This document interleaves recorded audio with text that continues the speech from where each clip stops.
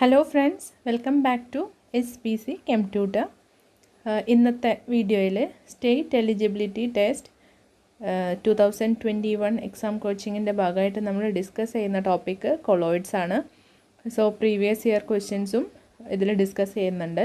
ആദ്യം നമ്മൾ കുറച്ച് ബേസിക് ആയിട്ടുള്ള കാര്യങ്ങൾ പറയാം, എന്നിട്ട് പ്രീവിയസ് ഇയർ ക്വസ്റ്റ്യൻസിലേക്ക് കിടക്കാം. പിന്നെ പ്രീവിയസ് ഇയർ ക്വസ്റ്റ്യൻ വരുന്ന സമയത്ത് അവിടെ നമ്മൾ മുമ്പ് ഡിസ്കസ് ചെയ്യാത്ത എന്തെങ്കിലും പോയിൻറ്റ്സ് വരുന്നുണ്ടെങ്കിൽ നമ്മളത് കൂടുതലായിട്ട് ഡിസ്കസ് ചെയ്യാം. ഓക്കെ, അങ്ങനെയാണ് ഈ ഒരു വീഡിയോ ഉദ്ദേശിച്ചിട്ടുള്ളത്. സോ നമുക്ക് നമ്മളെ ടോപ്പിക്കിലേക്ക് പോകാം. ഓക്കെ, ഫസ്റ്റ് നമ്മൾ കൊളോയിഡൽ സ്റ്റേറ്റിലേക്കൊക്കെ പോകുന്നതിന് മുമ്പ് നമുക്ക് ആദ്യം സൊല്യൂഷൻസിൻ്റെ ഡിഫറെൻറ്റ് ക്ലാസിഫിക്കേഷൻസ് ഉണ്ട്. True solution, colloidal solution and suspension. അത് തമ്മിലുള്ള ഒരു കമ്പാരിറ്റീവ് സ്റ്റഡി ആദ്യം ഒന്ന് അനലൈസ് ചെയ്ത് നോക്കാം. First true solution, sugar solution is an example of true solution. അതെന്താണ്? ഹോമോജീനിയസ് ആണ്. അതായത് രണ്ട് ഫേസ്, സൊല്യൂട്ടും സോൾവെൻറ്റിനും നമ്മൾ ഒരു തരത്തിൽ എന്ത് ചെയ്യാൻ പറ്റില്ല, ഡിഫറൻഷ്യേറ്റ് ചെയ്യാനായിട്ട് പറ്റില്ല. So solute particles of size between 0.1 to 1 nanometer are distributed in solvent. So not visible by eye of power microscope. I or power microscope. അത് ഞാൻ നേരത്തെ പറഞ്ഞ പോലെ തന്നെ മൈക്രോസ്കോപ്പ് വെച്ചിട്ടോ കണ്ണുകൊണ്ടോ അതിൻ്റെ പാർട്ടിക്കിൾസ് നമുക്ക് വിസിബിൾ അല്ല. പിന്നെ സെറ്റിൽ ചെയ്യില്ല, do not settle, long standing and cannot be filtered. Then suspension, another class of സൊല്യൂഷനാണ് suspension. Barium sulphate solution in water is an example of suspension. പിന്നെ ദെൻ മഡി വാട്ടർ, ചെളിവെള്ളമില്ലേ, അത് എന്താണ്, നമുക്കതിലെ പാർട്ടിക്കിൾസിന് എന്ത് ചെയ്യാൻ പറ്റും, കാണാനായിട്ട് പറ്റും. ഓക്കെ, അങ്ങനെയുള്ള സൊല്യൂഷൻസിനെയാണ്. അപ്പോൾ അതിൻ്റെ പ്രോപ്പർട്ടീസ് എന്താ, കുറച്ച് സമയം വെച്ച് കഴിഞ്ഞാൽ അത് സെറ്റിലാവും, അതിന് സ്റ്റെബിലിറ്റി കുറവാണ്, ഹെട്രോജീനിയസ് ആണ്, അതിൻ്റെ പാർട്ടിക്കിൾസ് വിസിബിൾ ആണ്. Size of the particle dissolve in the solvents are of diameter greater than 1000 nanometre. Settle can be filtered. എന്ത് ചെയ്യാൻ പറ്റും, നമുക്ക് ഫിൽറ്റർ ചെയ്യാനായിട്ട് പറ്റും. എന്നിട്ട് സൊല്യൂട്ടിനെയും സോൾവെൻറ്റിനെ നമുക്ക് സെപ്പറേറ്റ് ചെയ്യാനായിട്ട് പറ്റും. Then in between these two type of solutions, another type of solution, that is colloidal solution. Colloidal solution എന്ന് പറഞ്ഞിട്ടുണ്ടെങ്കിൽ സ്റ്റാർച്ച് സൊല്യൂഷൻ ആണ് ഒരു എക്സാമ്പിൾ പറഞ്ഞിട്ടുണ്ടെങ്കിൽ. നമ്മൾ ലാബിലൊക്കെ പ്രിപ്പറേഷൻ സമയത്തൊക്കെ സ്റ്റാർച്ച് സൊല്യൂഷൻ പ്രിപ്പയർ ചെയ്തിട്ടുണ്ടാവും. അതെന്താണ്, ഹെട്രോജീനിയസ് ആണ്. That is intermediate between true solution and colloidal solution. The particle diameter is between 1 to 1000 nanometer. Low rate of diffusion through a membrane and do not settle, nor they are retained in any ordinary filter paper. പക്ഷേ in between ആണെങ്കിലും suspension നമുക്ക് നല്ല clear ആയിട്ട് normal filter paper വെച്ചിട്ട് separate ചെയ്യാൻ പറ്റുമെങ്കിലും colloidal സൊല്യൂഷനെ നമുക്ക് എന്ത് ചെയ്യാൻ പറ്റില്ല, അതിന് ഫിൽറ്റർ പേപ്പർ വെച്ച്, നോർമൽ ഫിൽറ്റർ പേപ്പർ വെച്ചിട്ടൊന്നും നമുക്ക് എന്ത് ചെയ്യാൻ പറ്റില്ല, അതിനെ സെപ്പറേറ്റ് ചെയ്യാനായിട്ട് സാധിക്കില്ല. ഓക്കെ, ദെൻ കൊളോയിഡൽ സൊല്യൂഷൻ എന്ന് പറയുന്ന സമയത്ത് അത് എന്താണ്, ഓഫ് കോഴ്സ് അതെന്തായിരിക്കണം, അത് ഹെട്രോജീനിയസ് ആയിരിക്കണം. Heterogeneous system consist of 2 phases. 2 phase ഉണ്ടാവും, ഒരു ഡിസ്പേഴ്സ്ഡ് ഫേസും ഡിസ്പേർഷൻ മീഡിയവും. ഡിസ്പേഴ്സ്ഡ് ഫേസ് എന്ന് പറഞ്ഞിട്ടുണ്ടെങ്കിൽ നമ്മളിപ്പോൾ ജസ്റ്റ് പറയുകയാണെങ്കിൽ അതിൽ സൊല്യൂട്ട്, അതായത് ഏത് മീഡിയത്തിലാണ്, അതായത് ഒരു മീഡിയത്തിൽ ഡിസോൾവ് ചെയ്തിട്ടുള്ള പാർട്ടിക്കിൾസ്, അതാണ് ഡിസ്പേഴ്സ്ഡ് ഫേസ് എന്ന് പറയുന്നത്. ഡിസ്പേർഷൻ മീഡിയം എന്ന് പറഞ്ഞിട്ടുണ്ടെങ്കിൽ ഡിസ്പേഴ്സ്ഡ് ഫേസ് ഡിസോൾവ് ആയിട്ടുള്ള ആ ഒരു മീഡിയത്തിനെയാണ് ഡിസ്പേർഷൻ മീഡിയം എന്ന് പറയുന്നത്. Then classification of colloids. Classification based on the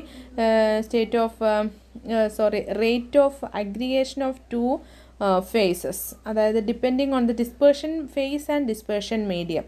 അതായത് സോളിഡ് ഡിസ്പേർഷൻ ഫേസും ഡിസ്പേർഷൻ മീഡിയ, സോളിഡ് ഫേസ്, അങ്ങനെ നമ്മൾ നോക്കുന്ന സമയത്ത് 9 കോമ്പിനേഷൻസ് നമ്മൾ ചെയ്യാൻ പറ്റും, അതായത് സോളിഡും ഗ്യാസും ലിക്വിഡും തമ്മിൽ. പക്ഷേ കൊളോയിഡൽ കേസിൽ നമുക്ക് 8 ടൈപ്പുകൾ മാത്രമേ, 8 ക്ലാസിഫിക്കേഷൻ മാത്രമേ പോസിബിൾ ആവുള്ളൂ. ഇത് ഇമ്പോർട്ടൻ്റ് ആയിട്ടുള്ള ഒരു ക്രൈറ്റീരിയ ആണ് ഹെട്രോജീനസ് ആവണം എന്നുള്ളത്.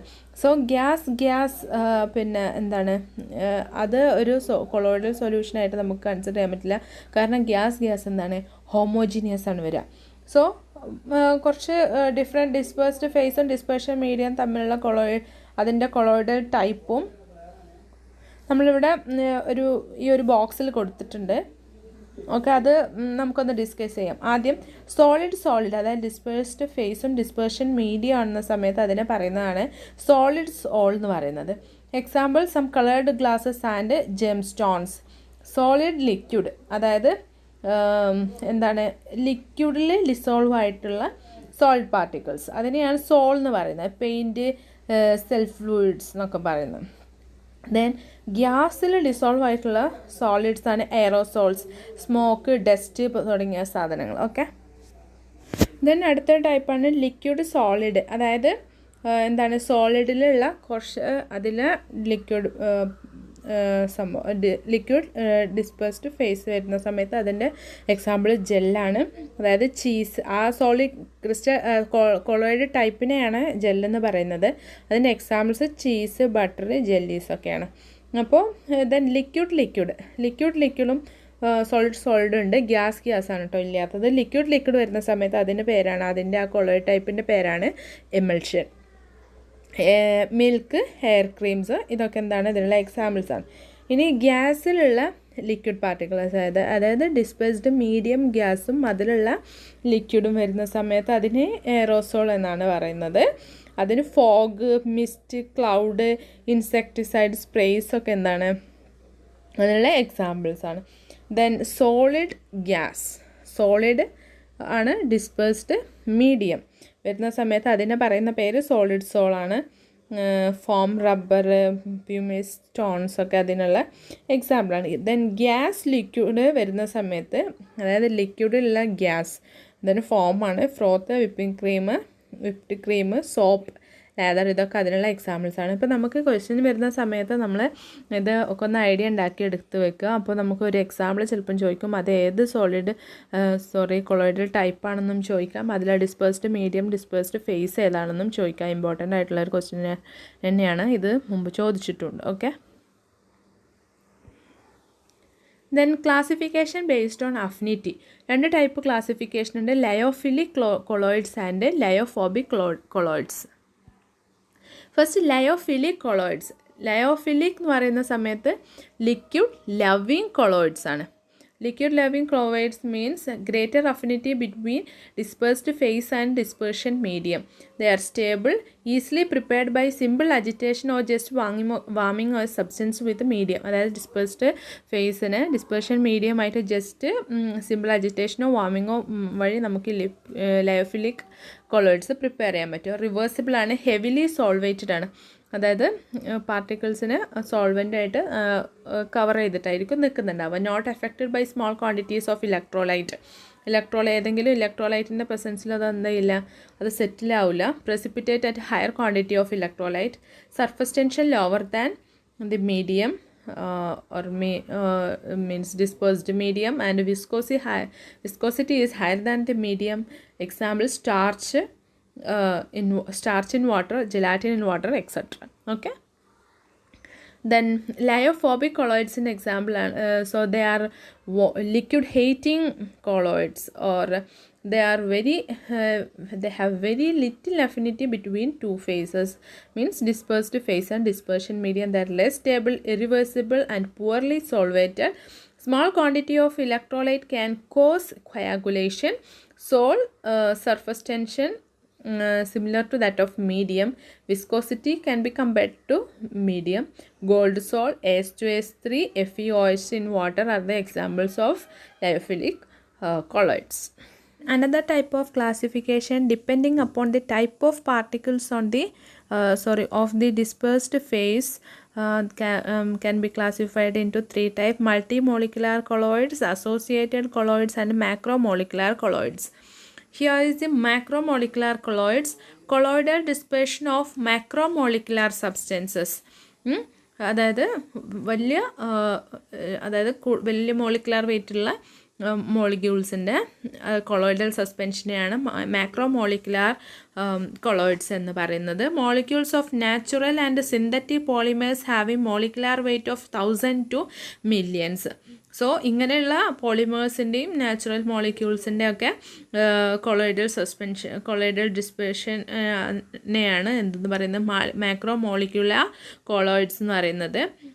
Soul of starch, gelatin, protein, synthetic rubber etcetera ഇതൊക്കെ എന്താണ് മാക്രോ മോളിക്കുലർ കൊളോയിഡ്സിന് എക്സാമ്പിളാണ്.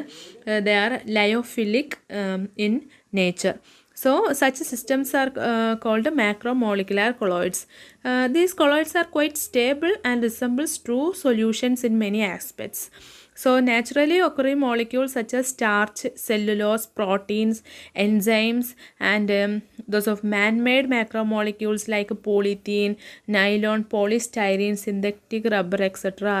are also the examples of macromolecular colloids. Okay. Multimolecular colloids. Then multimolecular colloids means dispersed phase particles of colloidal sites of aggregates of atoms or molecules of diameter less than 1 nanometer. അതായത് particles aggregates ആയിട്ട് form ചെയ്തിട്ട് ആ aggregates colloidal particle size റേഞ്ചിലേക്ക് വന്നിട്ട് ആ type കൊളോയിഡ്സിലെയാണ് multimolecular colloids എന്ന് പറയുന്നത്. So multimolecular colloids on dissolution, a large number of atoms or small molecules of a substance aggregate together to form a species having size in colloidal range, means 1 to 1000 nanometer. So these type of species are called, or this type of colloidal solution formed are called multimolecular colloids. For example, gold salt may contain particles of various sizes having many atoms, and also sulfur salt consists of particles containing of 1,000 to or more of S8 sulfur molecules. So ഇതാണ് മൾട്ടിമോളിക്കുലാർ colloids എന്ന് പറയുന്ന സമയത്ത്. Then അത് എന്താണ്, lyophobic in behaviour ആണ് മൾട്ടിമോളിക്കുലാർ colloids. Associated colloids ഒരു മൈസെൽസ് എന്നും ഇതിനെ പറയും. അസോസിയേറ്റഡ് കൊളോയിഡ്സ് എന്ന് പറയുന്ന സമയത്ത് ചില സബ്സ്റ്റൻസുകളുണ്ട്, ഈ സബ്സ്റ്റൻസ് ലോവർ കോൺസെൻട്രേഷനിൽ നോർമൽ ഇലക്ട്രോലൈറ്റായിട്ട് ബിഹേവ് ചെയ്യും ആൻഡ് ഹയർ കോൺസെൻട്രേഷനിലേക്ക് പോകുന്ന സമയത്ത് അത് കൊളോയിഡൽ ബിഹേവിയറും കാണിക്കും. എങ്ങനെ അഗ്രിഗേറ്റ്സ് ഫോം ചെയ്യുന്ന കാരണം. ഇങ്ങനെ ഉള്ള കൊളോയിഡ്സിനെയാണ് അസോസിയേറ്റഡ് കൊളോയിഡ്സ് എന്ന് പറയുന്നത്. Okay, the aggregates of particles formed are called micelles. പിന്നെ അതിനെയാണ് അസോസിയേറ്റഡ് കൊളോയിഡ്സ് എന്ന് പറയുന്നത്. അതായത് substance which act as colloidal particle due to formation of micelles. They behave normal electrolyte in dilute solutions, show colloidal properties at higher concentration due to formation of aggregate particles of colloidal size. So അതായത് ഈ ഒരു micelle formation നടക്കുന്ന ഒരു temperature ഉണ്ട്. The formation of micelles takes place only above a particular temperature called Kraft temperature എന്ന് പറയുന്നത്. So ആ craft temperature ലാണ് മൈസെൽ ഫോർമേഷൻ നടക്കുന്നത്. അതുപോലെ തന്നെ വേറൊരു ഇമ്പോർട്ടൻ്റ് ആയിട്ടുള്ള കാര്യമാണ് മൈസെൽ കോൺസെൻട്രേഷൻ എന്ന് പറയുന്നത്. പെർട്ടിക്കുലർ കോൺസെൻട്രേഷനിൽ എബോവ് ആണെങ്കിലും മൈസെൽ കോൺസെൻട്രേഷൻ നടക്കുള്ളൂ. ആ കോൺസെൻട്രേഷൻ്റെ പേരാണ് critical myself concentration, or this is the minimum concentration of A substance needed for A myself formation. Example soap, detergent, ഇതൊക്കെ അസോസിയേറ്റഡ് കൊളോയിഡ്സിന് എക്സാമ്പിളാണ്. Then these are lyophilic in nature. Then previous year questions. First question, which among the following is an incorrect statement about Tyndall effect? Option A, strong for lyophobic salts. Option B, proves heterogeneous character of colloidal system. Option C, depends on the volume of colloidal solution. And D, shown by colloidal particles. Correct answer is depends on the volume of colloidal solution. ഇതാണ് ഇത് തന്നിട്ടുള്ളതിൽ wrong ആയിട്ടുള്ള statement. So it's strong for lyophobic sols, heterogeneous character ഉള്ളതിൽ, അതായത് colloidal സൊല്യൂഷനിൽ മാത്രം കാണിക്കുന്ന ഒരു പ്രോപ്പർട്ടിയാണ് ടിൻഡാൽ എഫക്റ്റ്. അപ്പോൾ ടിൻഡാൽ എഫക്റ്റ് കാണിക്കണം എന്നുണ്ടെങ്കിൽ, അല്ലെങ്കിൽ കൊളോയിഡൽ പ്രോപ്പർട്ടി ഉണ്ടായിരിക്കണം എന്നുണ്ടെങ്കിൽ അത് ഹെട്രോജീനിയസ് ആവണം. സോ ഓപ്ഷൻ ഡിയും കൊളോയിഡൽ പാർട്ടിക്കിൾസ് ഉണ്ടെങ്കിൽ മാത്രമേ എന്തെയുള്ളൂ, ടിൻഡാൽ എഫക്റ്റ് കാണിക്കുള്ളൂ. സോ എന്താണ് ടിൻഡാൽ എഫക്റ്റ് എന്ന് നോക്കാം ആദ്യം. ടിൻഡാൽ എഫക്റ്റ് എന്ന് പറഞ്ഞിട്ടുണ്ടെങ്കിൽ അത് കൊളോയിഡൽ സൊല്യൂഷനിലും അതിൻ്റെ ഒരു ഒപ്റ്റിക്കൽ പ്രോപ്പർട്ടി എന്നുള്ള രീതിയിലാണ്, ഒരു ഒപ്റ്റിക്കൽ പ്രോപ്പർട്ടിയാണ് ടിൻഡാൽ എഫക്റ്റ് എന്ന് പറയുന്നത്. When A beam of light is passed through A colloidal solution the path of the beam become visible as a bright streak due to scattering of light by colloidal particles. അതായത് മനസ്സിലായല്ലോ. So ഇത് colloidal property, അതായത് ഒരു colloidal solution Tyndall effect കാണിക്കണം എന്നുണ്ടെങ്കിൽ അതിനുണ്ടായിരിക്കുന്ന പ്രോപ്പർട്ടിയാണ് diameter of dispersed particle is not much smaller than the wavelength of the light used. And there is a large difference between refractive indices between the dispersed phase and dispersion medium are essential. These are the criteria that are these criteria are fulfilled by a lithophobic colloid. So a lithophobic colloids are shown the effect Tyndall effect. So these properties are not observed in true solution. Okay. ഇത് നമ്മൾ നേച്ചറിൽ ഒരു example കിട്ടിയപ്പോൾ ചെയ്തെന്ന് മാത്രം. നേച്ചറിൽ Tyndall effect നമുക്ക് വിസിബിളാണ്. എങ്ങനെയാണ് നമ്മൾ air എന്താണ് സോളിഡ് ഗ്യാസ് കോമ്പിനേഷൻ നമ്മൾ നേരത്തെ ഡിസ്കസ് ചെയ്തതാണ്. ഒരു കൊളോയിഡൽ ടൈപ്പ് ഓഫ് കൊളോയിഡൽ സിസ്റ്റമാണ്. സോ അതിലുള്ള എയറിലുള്ള പാർട്ടിക്കിൾസിൽ തട്ടിയിട്ട് ലൈറ്റ് അതിൻ്റെ പാത്ത് നമുക്ക് വിസിബിൾ ആവുന്നു. ഇതാണ് നമ്മളെ ഒരു നേച്ചർ എന്നുള്ള എക്സാമ്പിളാണ്. ഓക്കെ. ദെൻ അടുത്ത question, the scattering of light by colloidal particle is known as dash effect, that is Tyndall effect.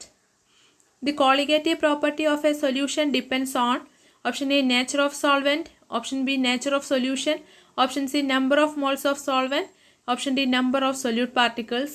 Correct answer is option D number of solute particles. The colloidal system in which the dispersed phase and dispersion medium are both liquid is known as option C an emulsion.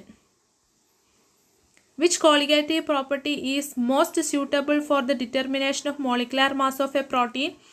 Option E osmotic pressure, option B elevation in boiling point, option C depression in freezing point, option D relative lowering of vapor pressure. Correct answer is option A osmotic pressure. This is the best method for the determination of molecular mass of proteins and polymers, because small amount of a solute will produce a much large change in this quantity than boiling point, freezing point and vapor pressure. അതായത് എന്താണ് സൊല്യൂട്ടിൽ വരുന്ന ഒരു small എമൗണ്ടിൽ വരുന്ന change പോലും പെട്ടെന്ന് detect ചെയ്യാൻ പറ്റല് osmotic pressure മെഷർമെൻറ്റിലെയാണ്. സോ ബോയിലിംഗ് പോയിൻറ്റ് മെഷർമെൻറ്റും ഫ്രീസിംഗ് പോയിൻറ്റ് മെഷർമെൻറ്റും വേപ്പർ പ്രഷർ മെഷർമെൻറ്റിനേക്കാളൊക്കെ ഒരു നല്ല എഫക്റ്റീവ് ആയിട്ടുള്ള മെത്തേഡാണ് ഓസ്മോട്ടിക് പ്രഷർ മെത്തേഡ് എന്ന് പറയുന്നത്. Then Brownian movement is due to option A temperature fluctuation in the dispersion medium, option B electrostatic interaction between dispersed phase and dispersion medium, then unbalanced impact of molecules of dispersion medium on dispersed phase, and option D convection current. The correct answer is option C. The Brownian movement Brownian motion എന്ന് പറയുന്നത് it's A kinetic property of colloidal solution. Robert brown ആണ് ഇത് ആദ്യമായിട്ട് introduce ചെയ്തിട്ടുള്ളത്. This is A ceaseless erratic zigzag movement of colloidal particles in A colloidal solution. So Brownian movement contract force of gravity acting on a colloidal particle is responsible for the stability of colloidal solutions. അതിൽ നിന്ന് നമുക്ക് എന്ത് ചെയ്യാൻ പറ്റും, Avogadro number determine ചെയ്യാൻ പറ്റും. So Brownian മൂവ്മെൻറ്റിനെ depend ചെയ്യുന്ന ഫാക്ടേഴ്സ് എന്ന് പറയുന്നത് does not depends upon the nature of colloids but depends upon the size of colloids. So increased temperature increase the rate of motion and increase Brownian movement and increase number of particles, small sized particles and low viscosity solutions show increased rate of motion. Then next question, The color of lyophobic colloid is due to option A, electronic transition in colloidal particles, option B, vibrational transition in colloidal particles, option C, scattering of light by colloidal particles, and option D, electronic and vibrational transition. Correct answer is option C, scattering of light by colloidal particles.